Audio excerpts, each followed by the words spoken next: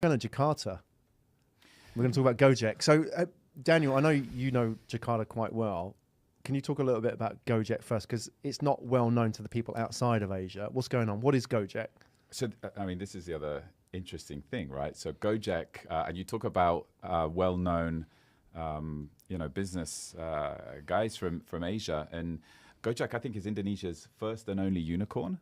And I mean, it comes from the Indonesian ojek, right? So ojek is your motorbike taxi, and Gojek is basically a ride-hailing app. It started out where you, instead of jumping on an ojek on the street corner, you're able to actually book your taxi. And in Jakarta, because of the traffic, it's just crazy, right? So the ability to be able to just book something to turn up and jump on and have a fixed fare, it just really took the hassle and the pain out of the journey. So it started off as a ride-hailing, and then Gojek, they started to bring in more services, more features. So you had GoSend, which was a courier service. You had GoFood. You had different apps, and it's kind of evolved. So I lived in Jakarta for a little bit. So my wife is Indonesian, and I mean, when we go to Jakarta, she literally lives on Gojek. Right. I mean, if she wants a coffee, she orders it on Gojek. If they bring the coffee. They bring the coffee, right? Because you can't go. Do they bring it in one of those bags? Yeah, they bring it in the bag.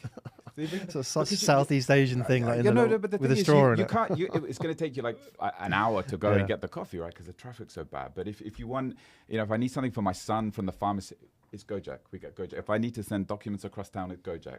They have Go Clean. They send cleaners to your house. Yeah. So it's just it's evolved into this sort of lifestyle app, and again they're adding more and more. So they're bringing in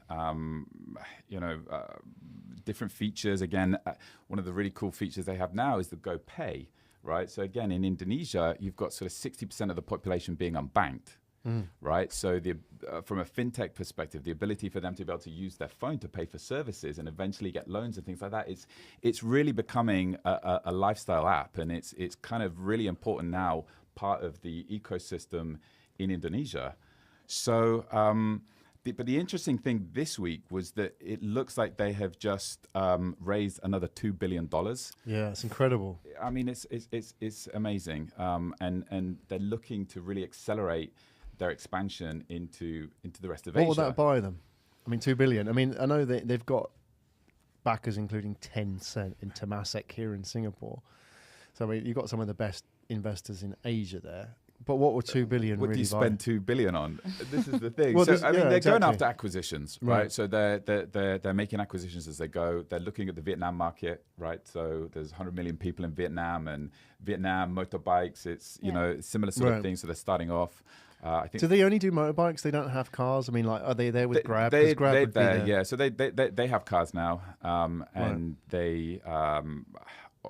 So they're sort of moving into that space as well. I think what you're seeing now is all out war, right? With Grab and Gojek, because they're Interesting, yeah. Yeah, well, I think Vietnam's already been sort of, if not started, I think they launched their app. Yeah, Go Viet. Go Viet. Yes.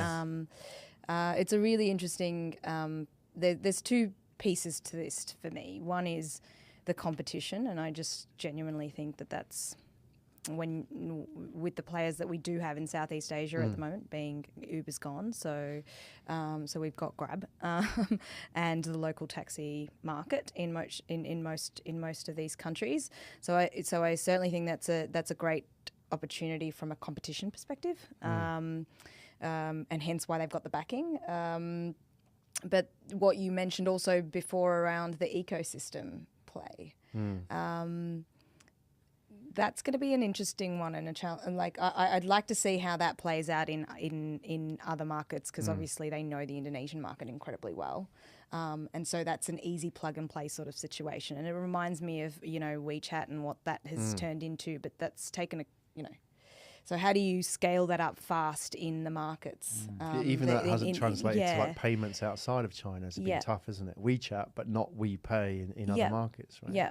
So I think, I mean, obviously with $2 billion, I'm sure you'll put your investments in the right spot and figure out how to do it. But the other interesting play for me, and it's purely from a branding perspective, is they're actually going out and being even more localized than Grab. Yeah. And Grab, my personal belief is Grab won the market because they were a local solution to Uber, for example. In what way? Because there's a lot of discourse about that. What do you think that Grab did that Uber? I mean, there's been talk, for example, that they allowed their drivers on a Friday to go to prayer, for example, because a lot of the drivers are Muslim, for example. There's small things like that, but it seems like a bit anecdotal. But what do you think they actually did right there? See, I have a marketing background, so I can see that as a branding to start with. So I can see how they were branded local, they communicated local, they so they did that in a very purposeful way. We're not the big international player, we're the brand for you here. That's worked for them, obviously. But Gojek's plans have almost, like, they've got Gojek and then they've got Go Viet, and they're almost going even more local. I mean, I was jokingly saying, what's gonna be the Singapore version of that? Go Sing or Go La. Or what is it?